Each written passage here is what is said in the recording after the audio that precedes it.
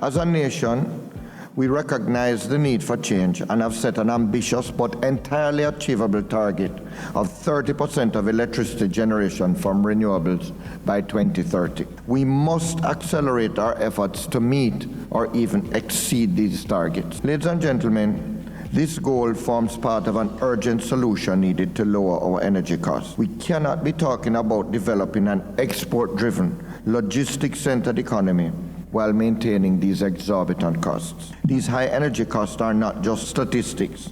They are a barrier to investment, a barrier to job creation, and a barrier to our competitive standing in the global economy. This is where the private sector must lead, but not just by urging a change, but by facilitating the change.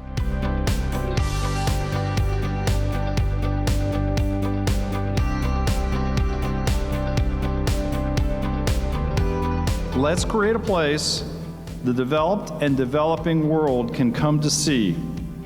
They can see what's possible when smart, energetic people do what they do here in Jamaica.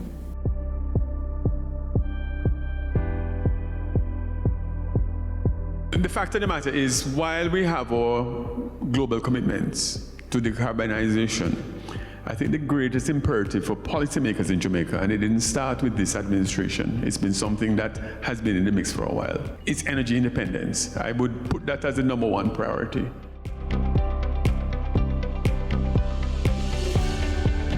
Anyone who wants to self-generate needs to pay for the backup service that they are receiving.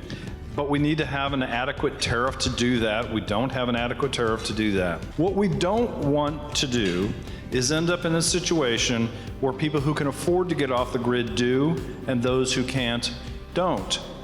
And then the people who can't do it have to pay. It is a real social injustice issue that needs to be thought about as we go through this.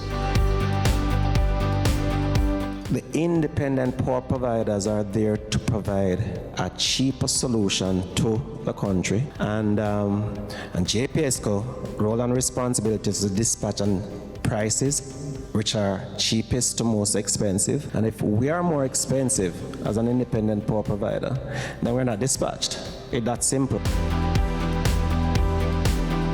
As much as I'm an advocate for the serious consideration of incorporating nuclear power into Jamaica's energy mix, it is no silver bullet.